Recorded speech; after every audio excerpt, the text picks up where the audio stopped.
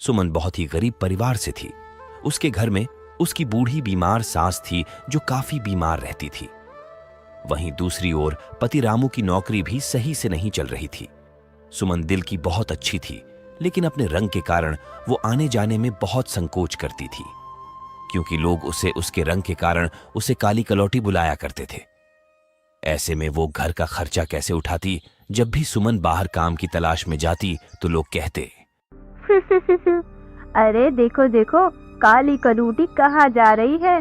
जैसे ही ये खुद है वैसा ही इसका पति है। और अब तो मैं देख रही हूँ इसका पति घर से बाहर भी नहीं निकलता।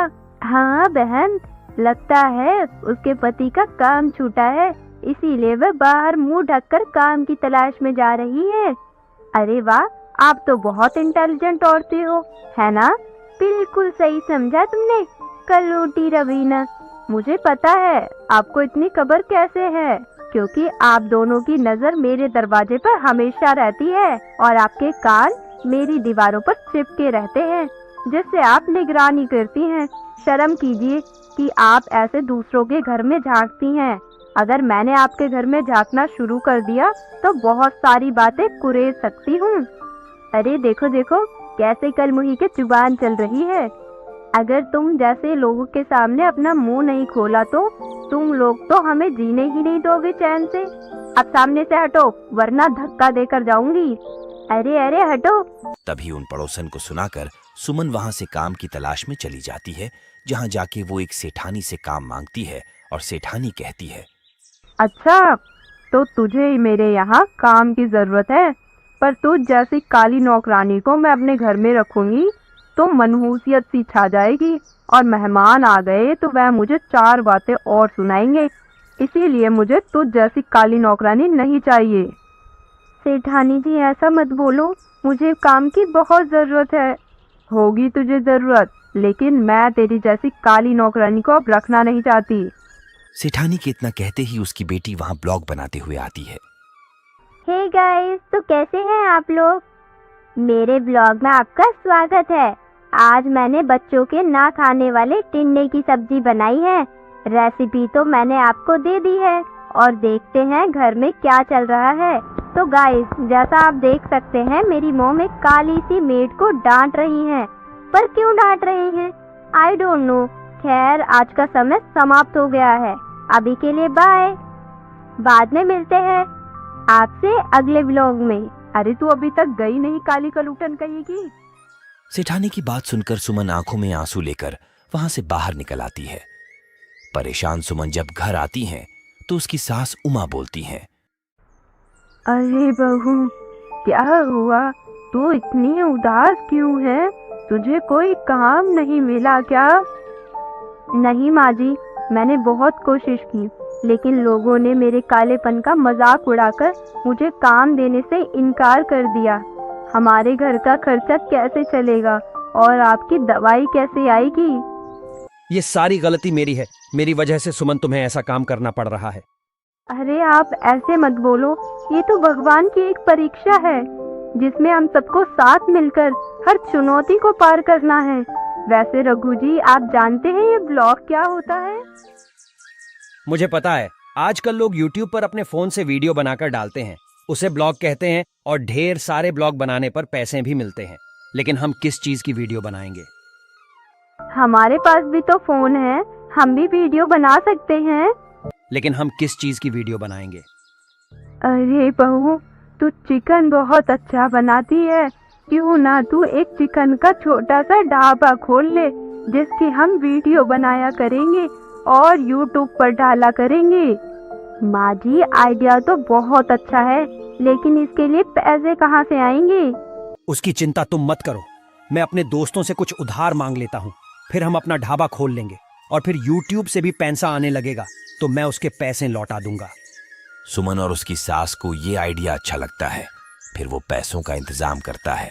फिर अगले दिन से सुमन और उसकी सास एक छोटे से ढाबे को खोलती हैं, जहां सुमन अलग अलग प्रकार के चिकन बनाती हैं और लोगों को बुलाती हैं।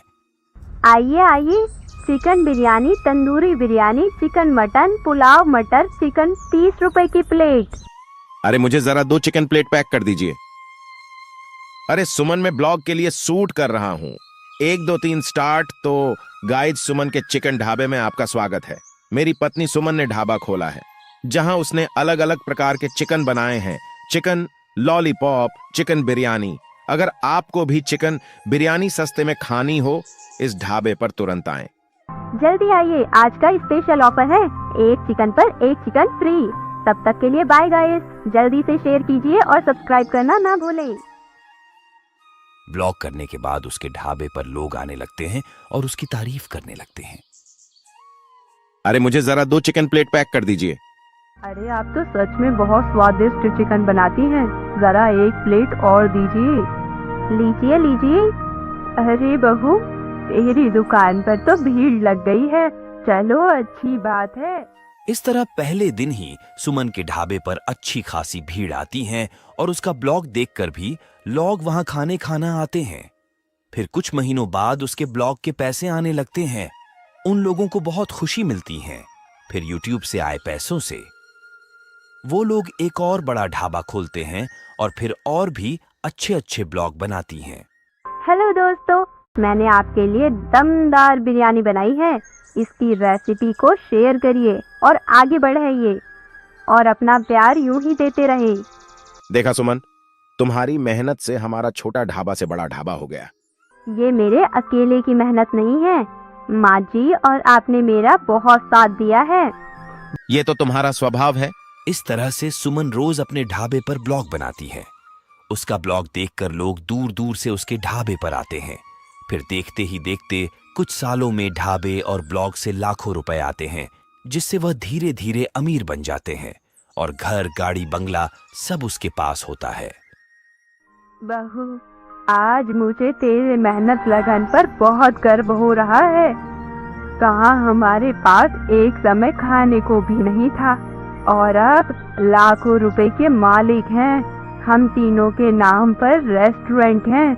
सच में बहुत ही कमाल कर दिया तूने। अरे माँ जी, ये सब मेरे अकेले की मेहनत नहीं है। आपने और रघु जी ने इसमें मेरी बहुत मदद की है। अगर आप दोनों साथ नहीं होते तो हम इतना सब कैसे हासिल कर पाते। अरे आप दोनों सास बहू ऐसे ही बातें करती रहोगी या दूसरा ब्लॉग भी बनाओगी? इस तरह अब उनके 2 यूट्यूब ब्लॉग चैनल थे और 2 बड़े चिकन रेस्टोरेंट थे जहां से उनकी बहुत अच्छी कमाई हो रही थी और वो इन पैसों से गरीब लोगों की मदद किया करते थे। इस तरह वो खुशी खुशी रहने लगते हैं। दोस्तों, अगर वीडियो पसंद आई हो तो वीडियो को लाइक एंड चैनल को सब्सक्राइब करना ना भूलें। मिलते हैं आपसे अगले वीडियो में।